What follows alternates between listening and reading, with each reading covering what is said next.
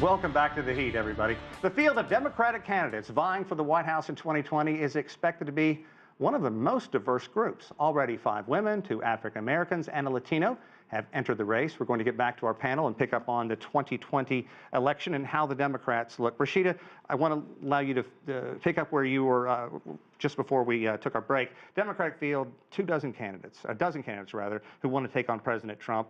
And as we mentioned, very diverse. What does this say about the Democratic Party? And we've talked a bit about the midterm elections and the message that sent. Firstly, your thoughts on that, and how do you think this is being embraced globally? Well, I think that the Democrats are taking a stand, and they're hearing from their constituents that they're tired of this this horrible rhetoric that's been coming out of our president and out of the White House and administration.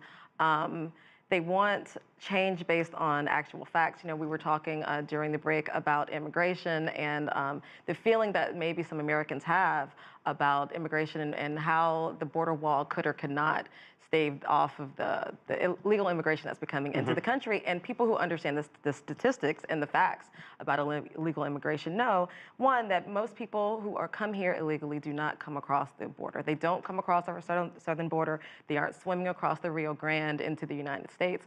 Most people are actually coming in on visas and overstaying them. They're coming in our airports. They're coming in on airplanes. So you can fly over a wall. So how do the Democrats find one candidate who's going to appeal to all these people with such a broad field already? Well, that's why we have debates and primaries. Exactly. In this country, there's a very popular Broadway musical called Chorus Line, where long parade of performers show their stuff. I look at the field now, and that's what I think, Chorus Line. And they're auditioning not just for the president, but for the vice president and for cabinet spots. And, you know, I look and I'm not sure I see a president yet in the declared field, but I see a lot of very talented, competent people. We're going to bring David in to join our chorus line. David, you're in Delaware, Joe Biden country. And just a short while ago, Biden talked to the media and he said he is very close to making a decision on running for president. I want to play a quick clip of what he said recently. No, I haven't reached a decision. I'm in the process of doing that, and I will, in the near term, let everyone know what that decision is. I think there is a sufficient amount of time to do that, and I think that we have a tendency, particularly in the states, to start the whole election process much too early. I think we should be focusing now on what needs to be done to alter some of the policies that are being promoted by the president. So in essence, he said, there's a lot of reasons for me to run. What do you think, David? Is he going to run? And early polls show him leading this large group of candidates. I suspect he probably will run. He also said today his family wants him to, and here in Delaware, I found plenty of people urging him to do it. He's very popular in this state, as you can imagine. People think he's put Delaware on the map, and it's shaped his politics in many ways. And I do agree. There's probably no need for him to rush. He has such big name recognition and commands a lot of affection in the Democratic Party. It remains to be seen whether it'll be problematic for him at his age. He would be the oldest president in American history. He's also a white man, and as you said, this is the most diverse field any political party has had for a presidential election. So certainly there are some young progressive activists, even here in Delaware, and especially others I've talked to around the country, who feel it's time for the party to move on, find somebody younger, fresher, and quite possibly further to the left. Biden is seen as something of a centrist. So those will all be problems for him. I suspect in that sense the Democratic primary election might actually be harder for him than the actual general presidential election against Donald Trump would be if he makes it that far, because once he's up against Trump, he's a fighter, he's pugnacious, and certainly in theory, he would do well in those crucial Midwestern states that delivered the presidency to Trump in 2016. He's very candid as well. John, your thoughts if Donald Trump would have to square off against Joe Biden? I don't think so. I think Joe Biden remains very much haunted by his decision to not run in 2016.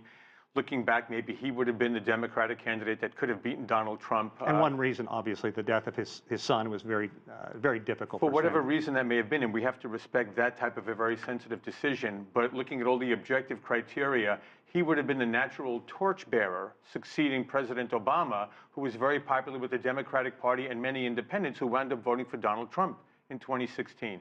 But my concern for Joe Biden, who's failed on multiple occasions over decades to succeed running for the presidency, is if he doesn't have Obama's support in 2020, if President Obama sits this out, I think it's going to be tough for Biden to be that torchbearer, and he doesn't really have any base of his own to speak of around the country or inside the Democratic Party that's become increasingly in a leftward direction in recent years. So if he doesn't have President Obama's imprimatur, I think it's going to be very, very challenging for him to get anywhere.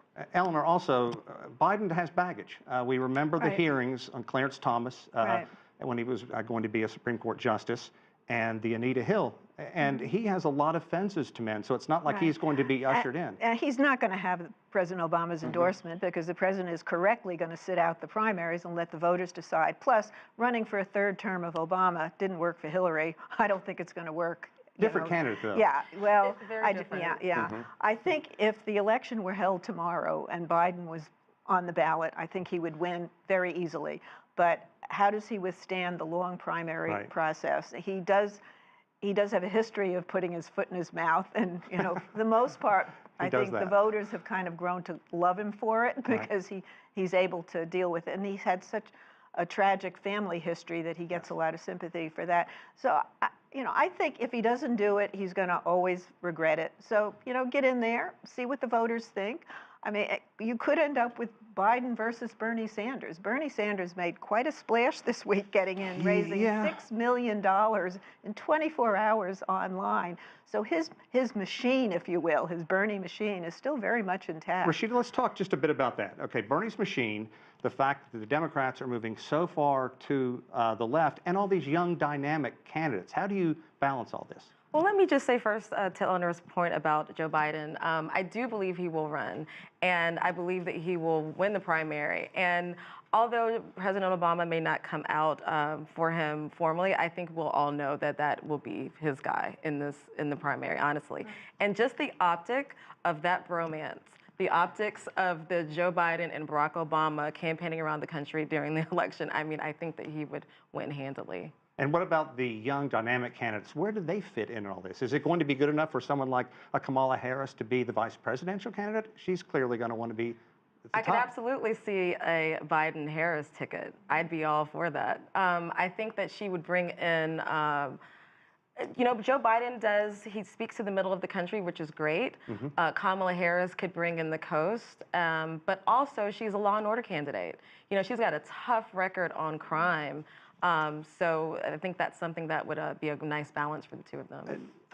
David, if I can get you to weigh in on a couple of these other candidates as well. Mike Bloomberg for one, and then Howard Schultz. Where do they fit in all this? They're very rich and very unpopular at this point, I think.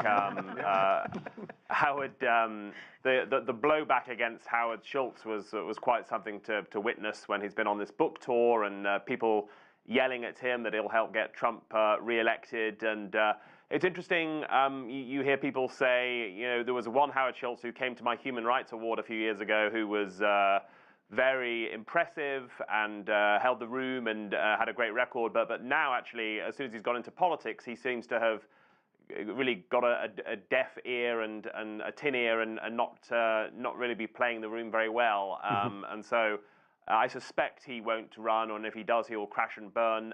Bloomberg is perhaps more interesting because he will actually go for the Democratic nomination himself, and certainly he has put his money where his mouth is on causes such as gun control and climate change, and many would applaud that. But I think that the timing is wrong in terms of the party is very suspicious of the top 1% and the super wealthy as we're seeing with the Sanders and Warren campaigns. And so I don't think Bloomberg would be able to pull it off.